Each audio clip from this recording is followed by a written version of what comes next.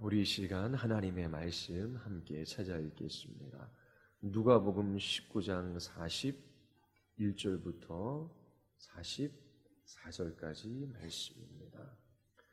누가복음 19장 41절부터 44절까지 말씀입니다. 제가 한 절 읽고 여러분들이 한 절 읽고 교독하겠습니다. 누가복음 19장 41절입니다. 가까이 오사 성을 보시고 우시며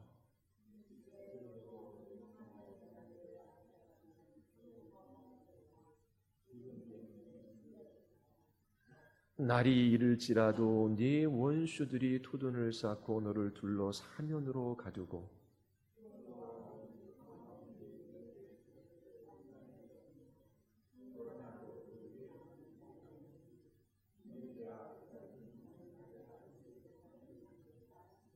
아멘. 기도하시겠습니다.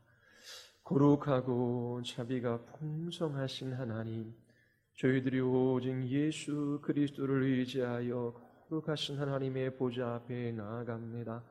하나님, 우리에게 말씀하여 주셔서 우리의 삶의 목적과 목표가 정해지게 하시고 주님과 동행하는 복을 누리게 하여 주시옵소서. 성령께서 금요 기도회에 충만히 역사하여 주셔서 우리의 죄와 연약함과 무지함을 깨달아 주께 회개하게 하시고 주님 앞으로 더 가까이 나아가는 복을 누리게 하여 주시옵소서. 주께 간구하며 기도하는 자마다 주의 영광을 보게 하여 주시고 기도의 자리가 주님을 향한 예배의 자리가 되게 하여 주시옵소서. 예수 그리스도의 이름으로 기도드리옵나이다. 아멘. 성령 충만한 삶에 관하여 여러분들에게 2주 동안 설교했습니다. 우리가 또 다른 성령을 기다리는 것이 아니라 우리의 삶에서 돌이켜 성령 하나님을 향하여 해야 하는 것이지요. 우리의 삶 가운데 성령 하나님을 슬프시게 해드리는, 근심케 해드리는 일이 무엇인지를 살펴야 하는 것입니다. 성령께서 충만히 역사하실 때에 우리의 인격이 최고의 기능을 발휘합니다. 우리의 지성이 하나님을 알아가고 우리의 온 마음으로 하나님을 사랑하게 되고 우리의 의지를 올곧게 하셔서 기쁨으로 주의 말씀을 따라 순종하며 살아가게 하셔요. 하나님의 형상과 모양대로 지음받은 인간의 특징이 인격입니다. 다른 모든 피조물들과 구별되어지는 인간의 본질이 인격이에요.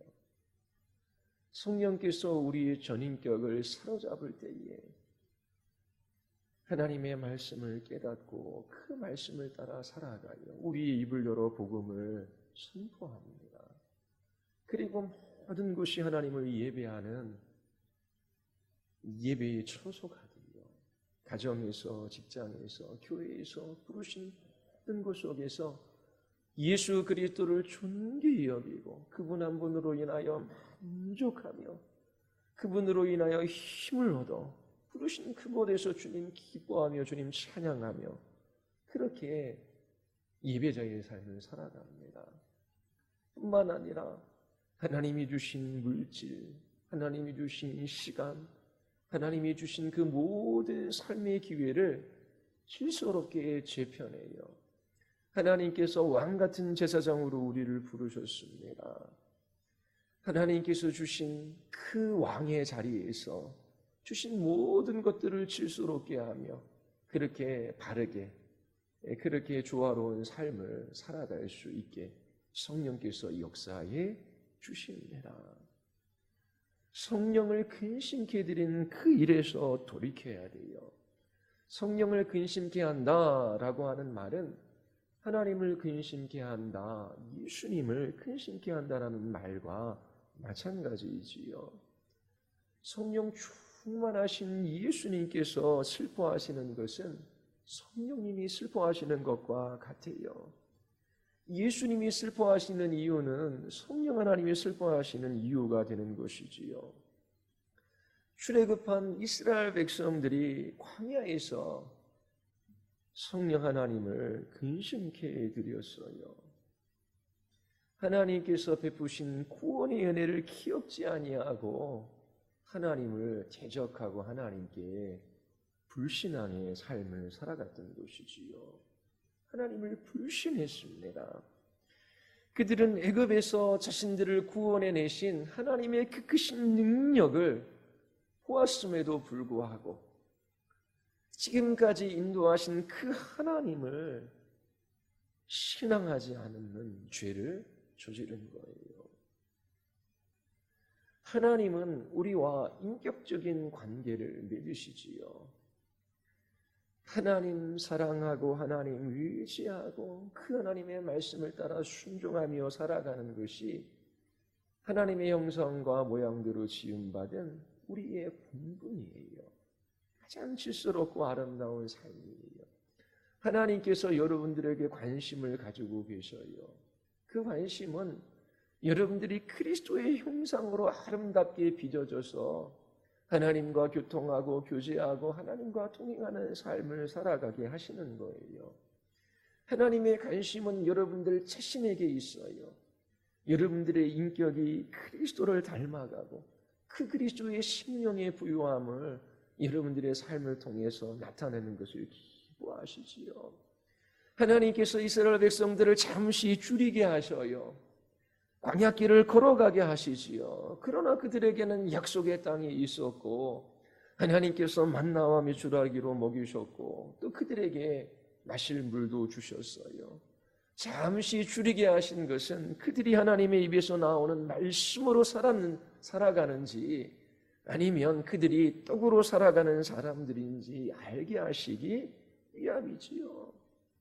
그들이 잠시 줄일 때에 광야길을 걸어갈 때에 고난이 찾아올 때에 우리를 구원하신 하나님이 어떤 하나님이신지 기억해야 했습니다. 우리를 종되었던 땅에서 구원해내시고 홍해를 가르사 지금 이곳까지 인도해 오신 하나님이 그 약속의 말씀을 이루셔서 가나안 땅에 들어가게 하실 것이다. 그 말씀을 신뢰하고 그 하나님과 인격적인 교제 속에서 살아가야 했던 것이지요. 그러나 하나님이 계시지 않은 것처럼 하나님이 능력이 없으신 것처럼 하나님께서 그들을 구원해내신 그것이 아무것도 아닌 것처럼 그렇게 하나님을 불신했던 것입니다. 그것이 하나님의 마음을 아프게 해드리는 것이지요. 성령님을 슬프게 해드리는 일이에요. 여러분들에게도 고난이 찾아와요. 힘든 일이 있습니다. 염려되고 두려워하고 그리고 마음이 짓눌리는 그런 때가 있어요. 그때에 하나님이 능력이 없으신 것처럼 하나님께서 약속의 말씀을 주셨음에도 불구하고 그 말씀을 이룰 능력이 하나님이 없는 것처럼 그렇게 하나님을 불신하며 살아가는 그 삶에 관해서 하나님께서 슬퍼하시는 것이지요. 여러분들의 구원의 하나님을 기억하십시오. 이스라엘 백성들이 보았던 기적과 비교할 수 없는 기적을 우리에게 나타내 보여주셨어요. 하나님의 아들이신 예수님께서 이 땅에 육신의 몸을 입고 오신 거예요. 죄 없으신 하나님의 아들이 십자가에서 죽으시고 부활하셨어요. 수많은 사람들이 부활하신 예수님을 목격했습니다. 예수님을 배반했던 제자들이 돌이켜 자기 자신의 생명도 자기 자신의 소유도 아까워하지 아니하고 주님을 위하여 자기 부인의 삶을 살았어요. 십자가 지는 삶을 살았어요. 그들에게 즐거운 마음, 기쁨이 있었습니다.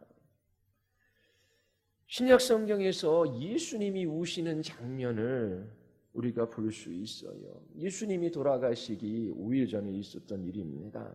19장에 보면 예수님께서 예루살렘 가까이 오셔요. 그리고 그 도성을 보시고 우십니다. 오늘로도 평안에 이르게 하는 일을 알았다면 좋을 터인데 그러나 지금 너희는 그 일을 보지 못하는구나.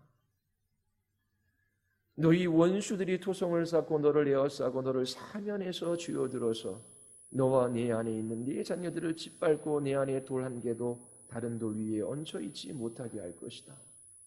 예수님을 슬퍼하셔요. 그들에게 임할 그 죄의 형벌을 미리 내다보셨기 때문입니다. 그러면서 19장 45절에 성전에 들어가셔서 장사하는 사람들을 내어 쫓으시지요. 네 집은 기도하는 집이 될 것이다 하였다. 그런데 너희는 그것을 강도의 수굴로 만들어 버렸다. 그러면서 성전에서 자행되어지는 그 일들을 보시며 예수님께서 분노하시는 장면이 나옵니다.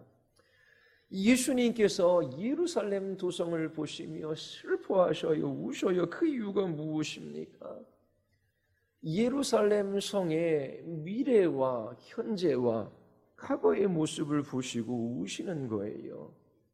5일 후 예수님은 십자가에 못 박혀 죽으셔요. 그리고 장사한 지 사흘 만에 부활하시지요.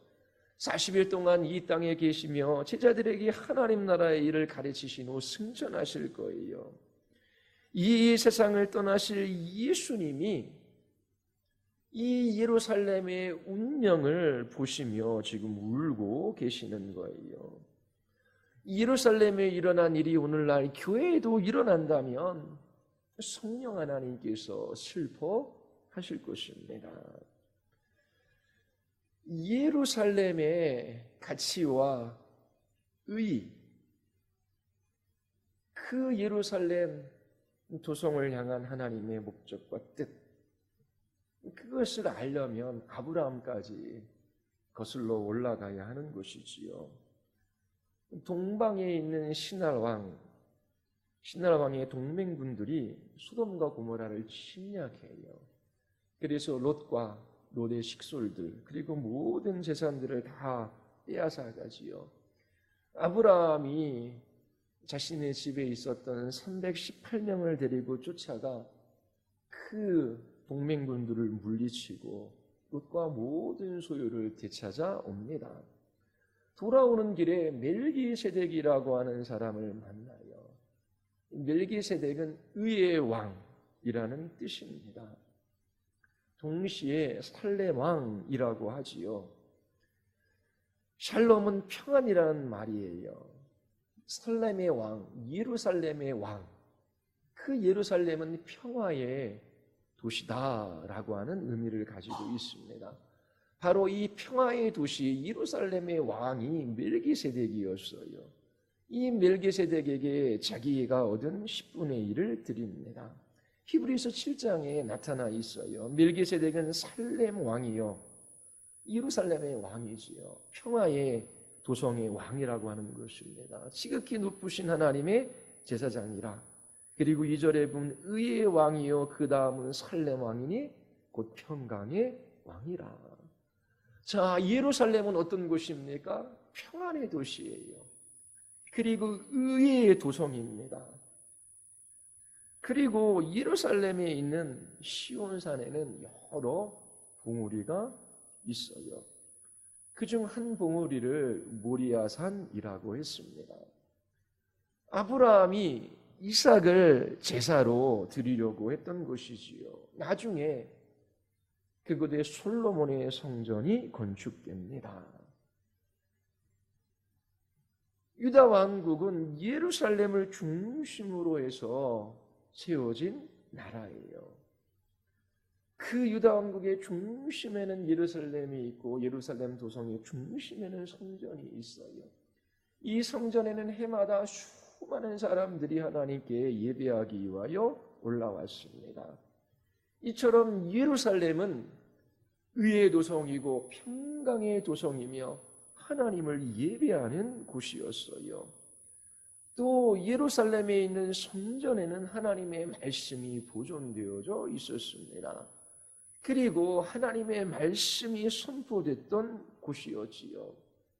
기독교는 계시 종교예요. 하나님께서 하나님 자신이 누구이신지를 나타내 보여주셨고 그 말씀이 이 예루살렘 성전에 보존되어져 있었던 것입니다. 이처럼 예루살렘은 하나님께서 평안의 도시, 의의 도시, 그리고 예배의 중심지, 하나님의 말씀이 보존되어지고 선포되어지는 그런 도성으로 하나님께서 세우신 곳이에요.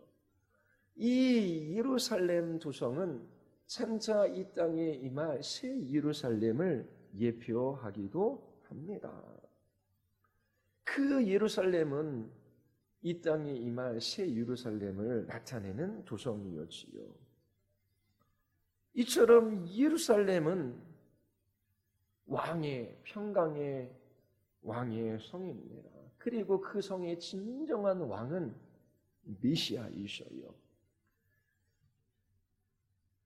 그런데 예루살렘은 메시아가 오셨음에도 불구하고, 진정한 왕이 오셨음에도 불구하고 그 왕이신 예수님을 배척해요. 예수님께서 갈릴리에서, 그리고 베레아에서, 사마리아에서 하나님 나라 복음을 선포하셔요. 예루살렘에서 하나님께서 하나님 나라의 복음, 예수님께서 선포하시기도 하셔요. 예수님께서 갈릴리에 오래 머무르셨지요. 가장 오래 머무르며 하나님 나라의 복음을 선포한 곳이 갈릴리 지역이에요. 그 이유를 여러분들에게 주일날 말씀드렸어요. 왜 정치적이고 종교적이고 영적인 중심지인 이 예루살렘이 아니라 왜 갈릴리였는지. 첫 번째는 심판의 성격이 있다라고 말씀을 드렸어요. 그리고 예루살렘에 가서 하나님 나라의 복음을 전하셨더라면 훨씬 더 일찍 돌아가셔야만 했을 거예요.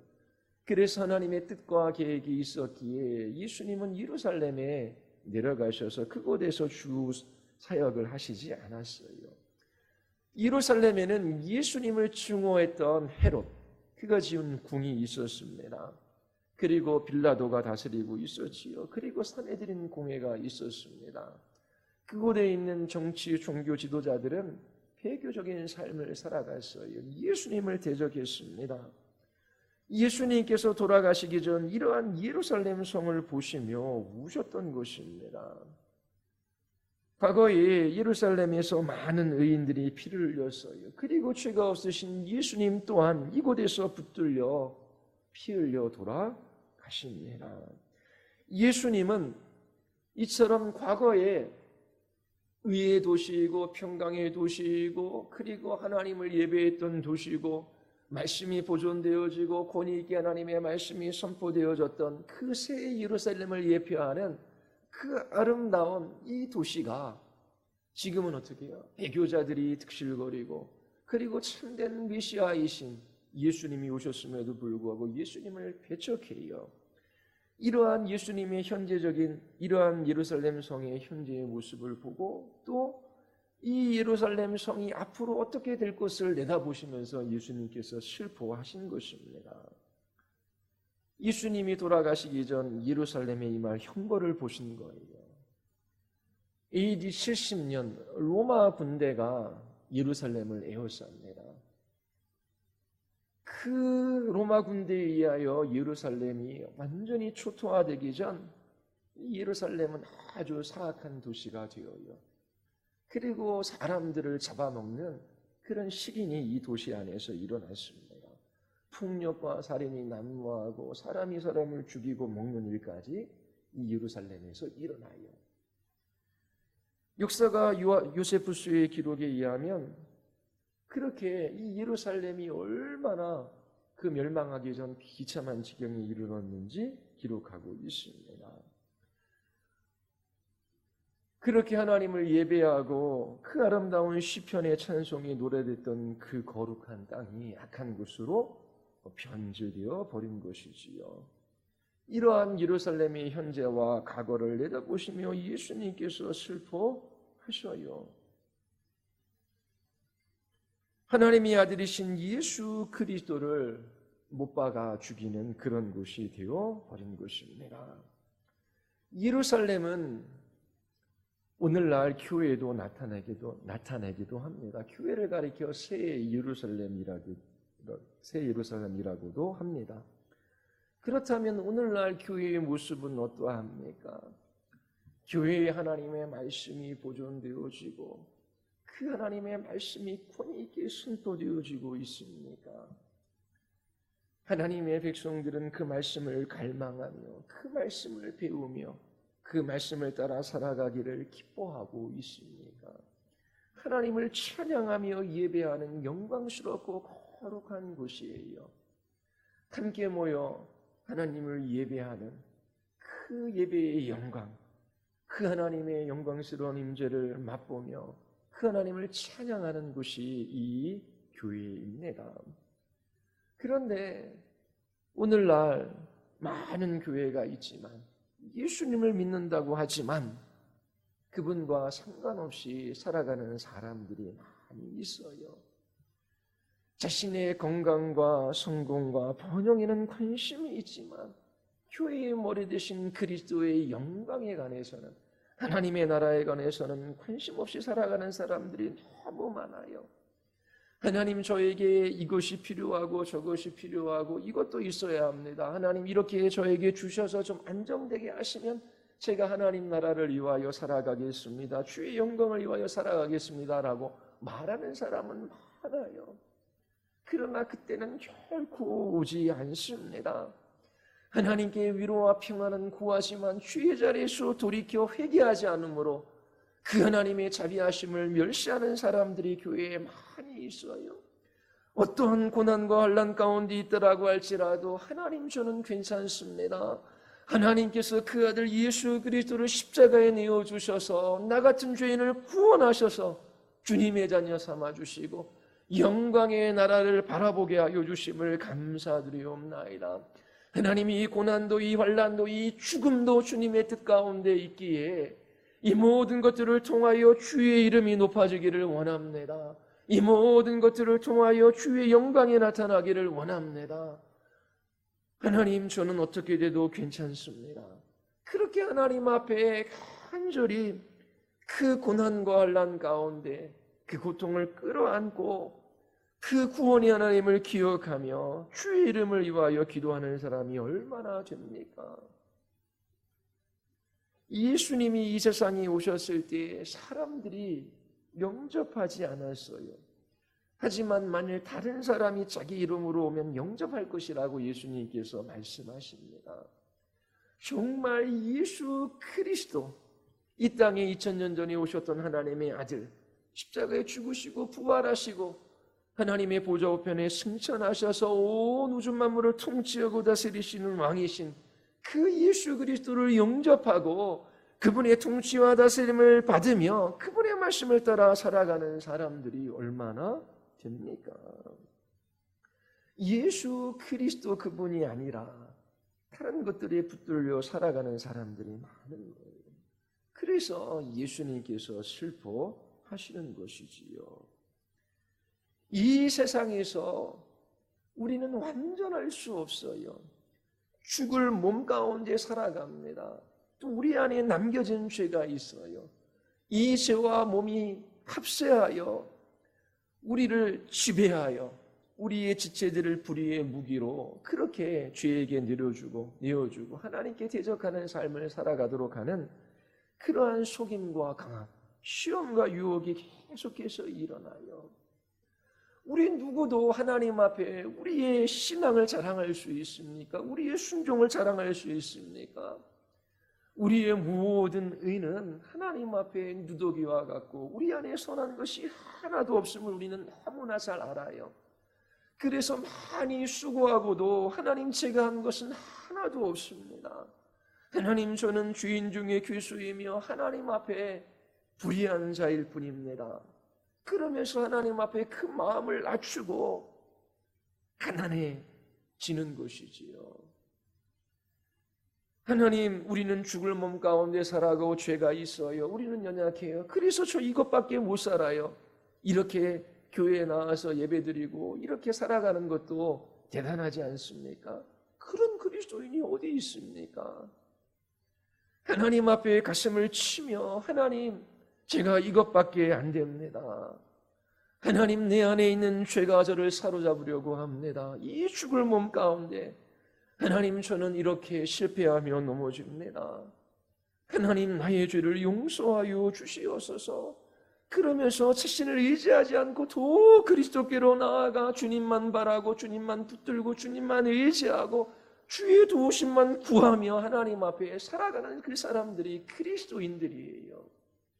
예수 그리스도 없이는 단 하루도 살아갈 수 없기에 그렇게 주님 앞에 나아가 십자가를 붙드는 그들이 그리스도인들이지요. 이렇게 상하고 애통한 심령이 그리스도인들 안에는 있어요. 그 마음을 치며 하나님 앞에 자기 자신의 연약함과 그 불순종과 불신앙의 죄들을 고백하며 날마다 회개합니다. 그러나 우리와 같은 인생들을 주께서 구원하셔서 주의 자녀 삼아 주셨기에 우리의 구원을 시작하고 완성하실 이도 하나님이시기에 저희들이 예수 그리스도를 바라보며 힘을 얻고 그 하루를 살아가는 것입니다. 그런데 많은 사람들은 그 마음이 상하고 애통해하며 하나님 앞에 자기 자신의 죄를 인하여 회개하는 그 회개의 삶이 없어요. 그릇된 평안과 그릇된 안전, 나 예수 믿고 이제 천국 가는 거 너무나 분명해. 그러면서 세상 사람들이 걸어가는 그 넓은 길로 걸어가면서 살아가는 사람들이 있다라고 하는 것입니다. 하나님의 나라와 그분의 영광을 위하여 살아가고자 하십니까? 그러한 갈망과 그러한 열심이 없으면 이 세상에 많은 사람들이 걸어가는 평안하고 안락한 길을 걸어가고 있는 거예요. 둘 중 하나밖에 없어요. 성경에는 중간지대가 없다라고 말합니다. 하나님이 하나님 되심을 인정하며 그분의 영광을 나타내는 길을 걸어가지 않으면 그는 이미 하나님께 돌아서 있는 거예요. 하나님과 상관없는 길을 걸어가는 것이라고 성경은 말하고 있습니다. 하나님 나라의 관점에서 봤을 때 모든 것은 간단해요. 하나님을 위하거나 아니면 하나님을 대적하거나 둘 중 하나밖에 없어요. 그 중간지대는 없습니다. 그래도 나는 예수를 믿지, 그러면서 나는 중간은 가지, 그렇게 아니하는 사람들이 있을 수는 있어요. 그러나 성경은 그러한 중간지대는 없다라고 합니다. 하나님을 대적하는 삶을 살아가든지 아니면 하나님의 영광과 그 나라를 위하여 날마다 살아가든지 둘 중 하나밖에 없는 거예요. 하나님을 대적하며 불순종하며 살아가면서도 본인이 어떤 위치에 있는지도 알지 못합니다. 거짓된 위로와 그릇된 희망 가운데 사로잡혀 잠시 이 땅에 주시는 잠시의 즐거움에 마음을 빼앗겨 살아갈 뿐이에요. 예수님이 예루살렘 도성 가까이 오셔서 성을 보시며 우셔요. 이르시되 너도 오늘 평안에 관한 일을 알았더라면 좋을 뻔하였거니와 지금 내 눈에 숨겨져 있도다. 지금 예루살렘이 평화에 관한 일을 알지 못해요. 하나님과의 화목, 그 참 평안은 예수 그리스도 그분으로 말미암아 주어지는 것이지요. 예수 그리스도께서 화목제물이 되셨어요. 그 하나님과 누리는 그 화평한 관계 속에서 살아가는 이 복에 관하여 예루살렘 사람들은 보지 못하고 있어요. 오늘날 교회에도 마찬가지입니다. 사람들이 눈이 벌어 하나님과 화평한 삶 속에서 살아가는 이 놀라운 복된 삶에 관해서 알지 못하는 거예요. 그들의 눈이 가려져 있기 때문에 그렇습니다. 그래서 예루살렘에 있는 사람들은 예수님을 십자가에 못 박으라고 외쳤어요.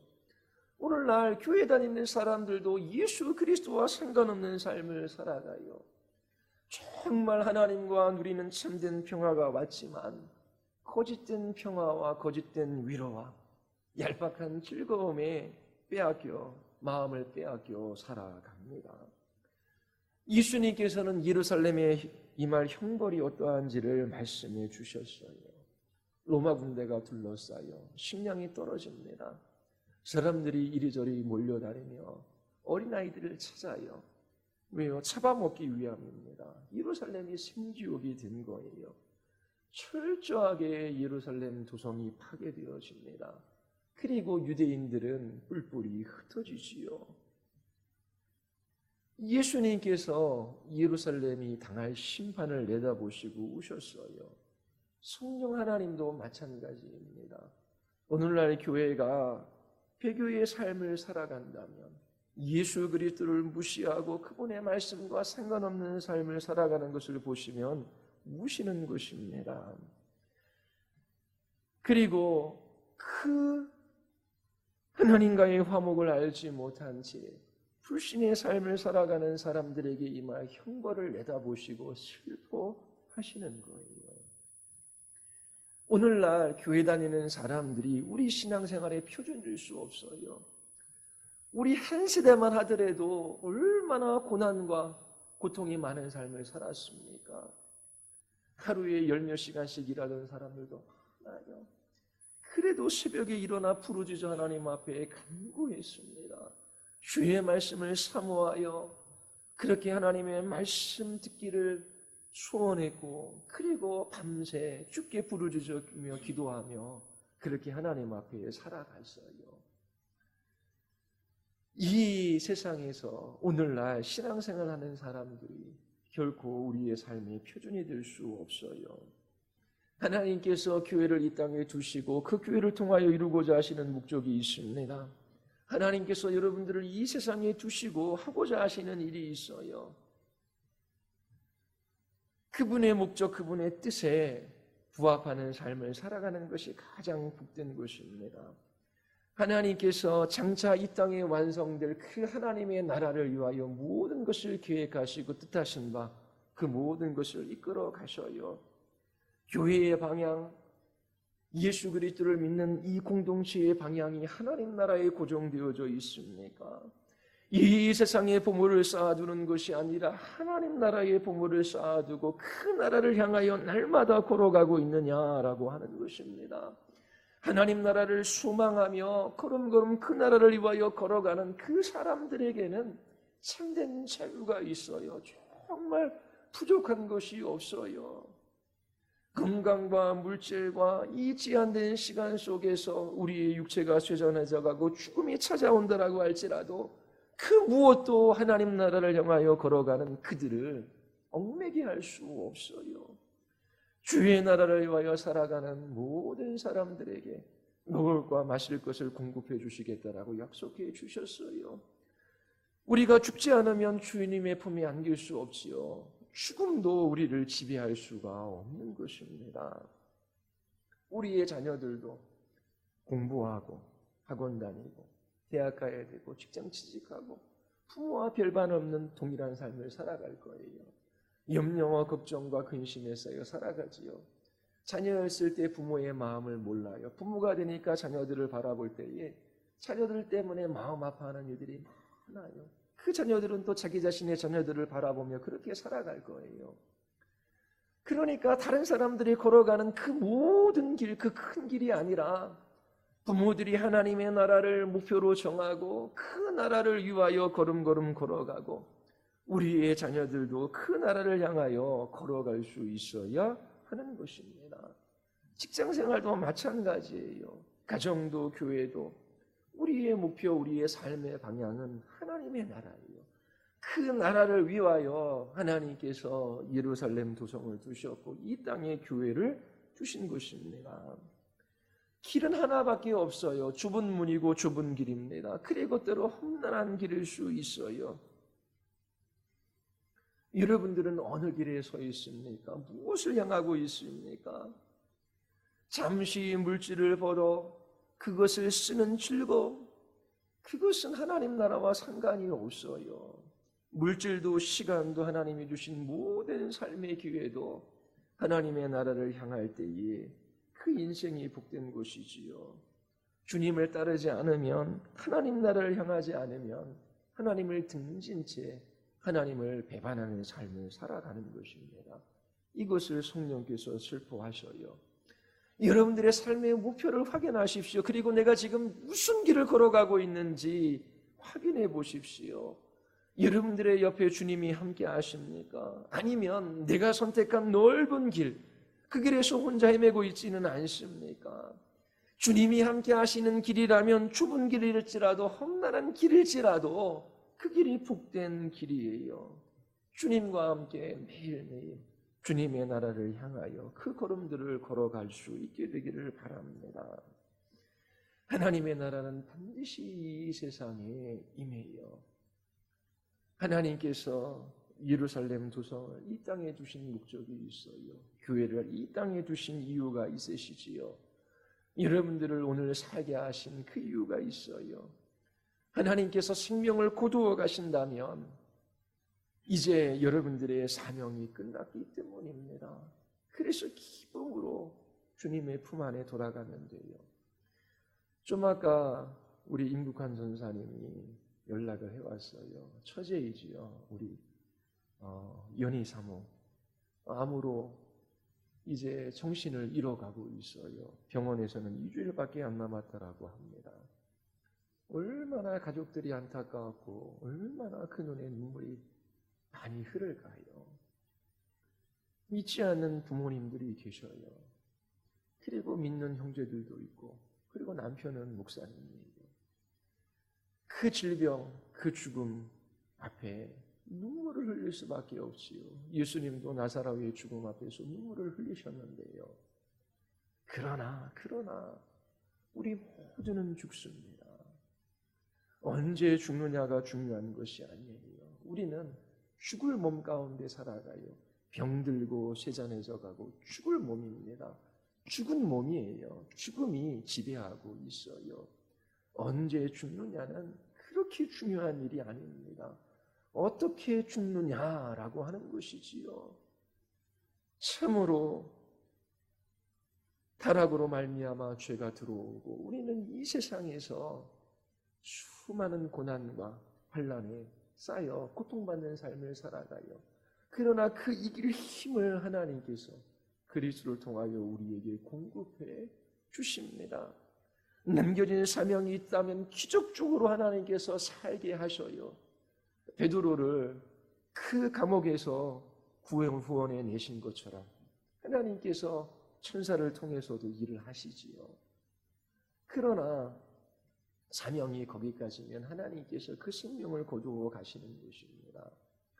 모든 사람들이 그 모든 일들 속에서 주의 영광을 보고 주의 이름을 높이며 주의 일하심을 볼 수 있다면 그것은 하나님의 가장 큰 사랑이고 그 가정에 임할 복입니다.